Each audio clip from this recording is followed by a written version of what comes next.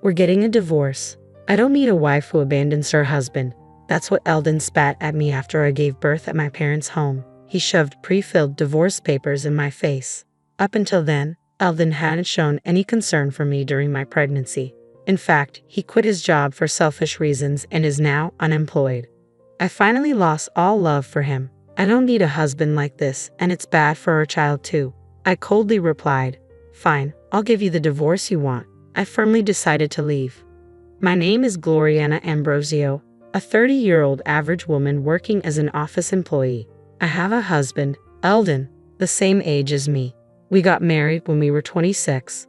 We became close quickly because we worked in the same department. Eldon was a very kind person and took his job seriously. He confessed his feelings to me, and since he was someone I felt comfortable with, we got married after a year of dating. His father, Caden, is a responsible person who runs his own business. Eldon always said, "My dad is strict and scary, but Caden has been kind to me." We never had big fights and our marital relationship was good. But then, a major incident happened 8 months ago. I was called into the boss's office at work, wondering what it was about. The boss told me something unexpected. Actually, I've heard Eldon's work attitude is poor. Specifically, he doesn't meet deadlines and doesn't apologize for being late to client meetings. His boss is at a loss about what to do.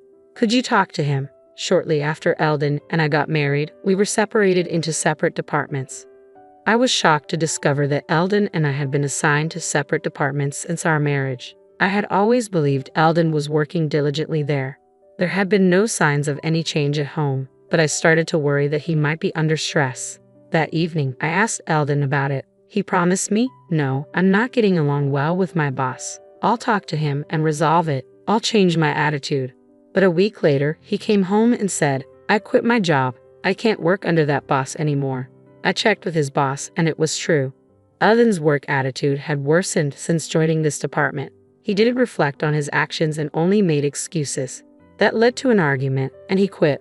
For the record, Eldon's boss was well-liked and respected in the company. It was natural to think the problem was with Eldon. Still, he seemed to regret quitting. "I'm sorry for the trouble. I'll find another job soon," he said. I thought things would be okay, but that was wishful thinking. A month passed, and Eldon only complained. "No company wants me without serious job hunting," he said. He graduated from a prestigious university and has work experience. There should be at least one company willing to hire him. When I asked what kind of company he wanted, he said, "One without a nagging boss, where I can make at least $5,000 a month." I attended a prestigious university. I should be discerning. My thought was, "You're being way too picky." I just wanted him to work like a normal person. But Eldon continued to avoid work, becoming fully unemployed. I was puzzled by Eldon's change of character. But one day, I came home from work to hear Eldon talking on the phone. "Since Gloriana is working, I don't have to. I'll just sweet-talk her into supporting me." I never thought pretending to be serious would work this well. At that moment, I realized I'd fallen for a complete fraud. The real Eldon was just a slacker who had been playing the role of a nice guy. When he noticed me, he tried to brush it off, saying, "I was joking. I'll look for a job." But I wasn't fooled. "Enough is enough. You better start working," I yelled, insisting he find a job, any job. Part of my anger came from concern for our future. But there was another, more pressing reason. I was pregnant. I found out I was expecting around the same time Eldon quit his job. Raising a child costs money, so I wanted Eldon to find stable employment. But as I mentioned, Eldon remained jobless and didn't care much for my pregnant condition. I was struggling with morning sickness and other issues, making household chores difficult. Yet Eldon lay on the sofa, eating potato chips, even saying, "Pregnancy isn't an illness. Deal with it." I had hoped he'd change as he became more aware of his impending fatherhood, but his attitude remained the same. In fact, it worsened. Just yesterday, he got furious when I used canned food to save time on cooking. "You should feed your husband proper meals. That's a wife's duty," he lectured. I was furious. We had a heated argument, and not once did he mention concern for our child. I'm seriously worried about our future together. Some might say, why not just divorce him? But if I do, our child will be born into a fatherless home. I'm emotionally unstable, especially with my first pregnancy, and the due date is approaching. I've decided to put off any serious discussions until after the birth. Given Eldon's unreliability, I chose to give birth at my parents' home. They agreed it was the best option. But even then, Eldon complained, "What am I supposed to do without you? Who's going to do the chores?" I was so fed up with Eldon that I angrily told him, "You're an adult, figure it out yourself," and went to my parents' home. I later gave birth to a healthy baby when I felt better. When I returned to Eldon's place after about 2 months, it was a mess. Trash was scattered everywhere, and a pile of clothes lay next to the washing machine. As I stood there stunned, Eldon appeared with bed hair. "Finally, you're back. There's something I want to talk about," he said, pulling out a document with a malicious grin. It was a pre-filled divorce application. "I'm divorcing you. I don't need a wife who abandons her husband." Hearing this, my love for Eldon completely evaporated. I thought, I don't need a husband like this, and he's a bad influence on our child. Coldly, I said, "Fine, you'll get your divorce," and was determined to leave him. Still, Eldon remained defiant. "You'll regret it if you divorce me now. Fill in your part." I snatched the divorce papers from him and filled them out immediately. I decided to take them straight to the courthouse. "Goodbye then, I'll come back for my stuff later. Don't throw anything away," I said as I left the house and went directly to the courthouse. The divorce was finalized, and Eldon and I became strangers. I returned to my parents' home and decided to raise my child with them. I didn't want to stay in a house filled with bad memories, and raising a child alone was daunting. My parents are trustworthy, and it's comforting to have them around. Life became a daily joy watching my child grow while navigating the challenges of new motherhood. However, a month after the divorce, Eldon suddenly called my parents' landline.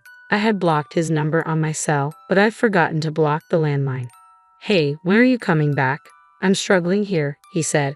Confused, I retorted, "What? We're strangers now. I'm never coming back."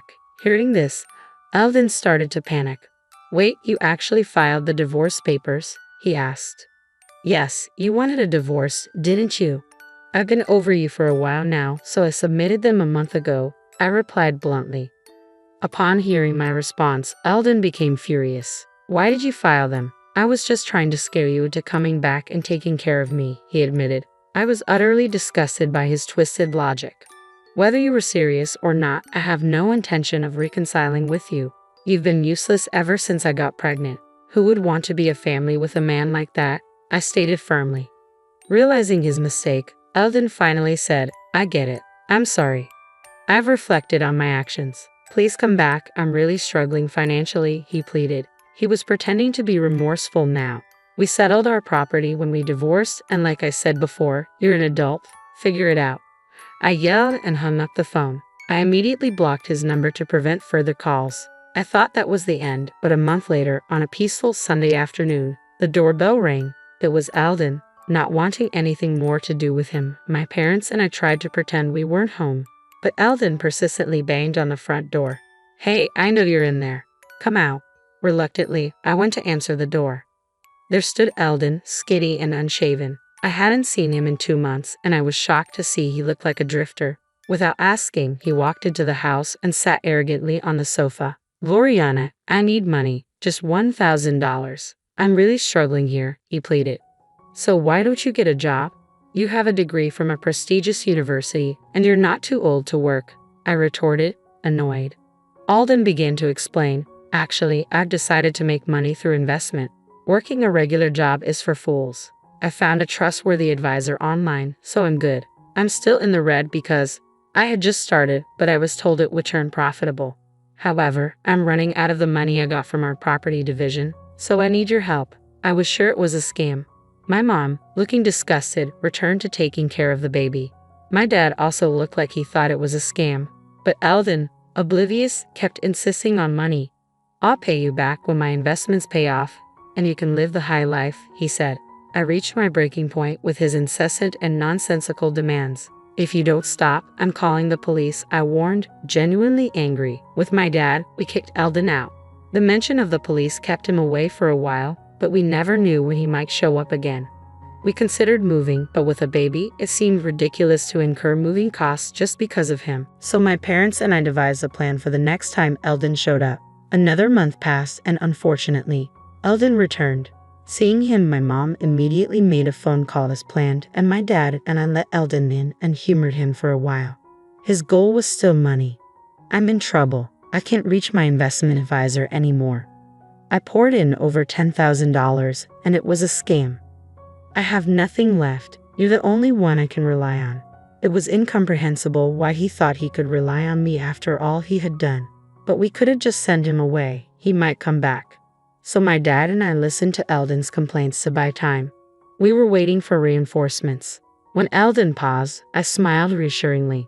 Don't worry, I'll help you find a new job and a place to live. Eldon's face lit up. Really? Yes, really. Just then, the doorbell rang. I checked and let the visitor in. It was the person my mom had called. Seeing the man's face, Eldon froze. Dad? My mom had called Eldon's father, Caden. Actually, my parents and I had been consulting with Caden about our Eldon problem. After hearing the whole story, Caden said, I apologize for the trouble my foolish son has caused you. If he bothers you again, please contact me. I'll come to pick him up immediately. So we decided to call Caden the next time Eldon showed up. Eldon was intimidated by his father, so we hoped this would have some effect. And it did. Eldon was furious. Why did you consult my dad? This is a family issue. I'm not a child. I don't need to rely on my parents, but his face was pale. Caden, on the other hand, seemed to explode with anger at Eldon's words. What kind of attitude is that? After causing so much trouble, you've done something so terrible that even your parents have to intervene. What are you doing at 30? Eldon was silenced and was taken away by Caden.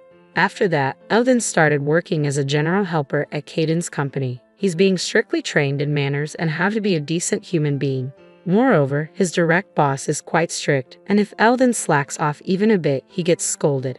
Life must be hellish for Eldon, and his salary is lower than when he was a regular employee. With debts to pay, he's not left with much. It's a far cry from his dream of making $5,000 a month without a nagging boss. And it must be tough, but he brought this upon himself, so I want him to suffer. As for me, I'm busy raising my child. My child is growing up healthy and strong. Life is tough, but my parents are supportive, and there are many experienced parents at my workplace, which is a big help. Recently, I went to the aquarium with my child and parents. My child was fascinated by the dolphins he saw for the first time and seemed to enjoy it. I want to give my child various experiences and want him to learn many things. I intend to do my best as a parent.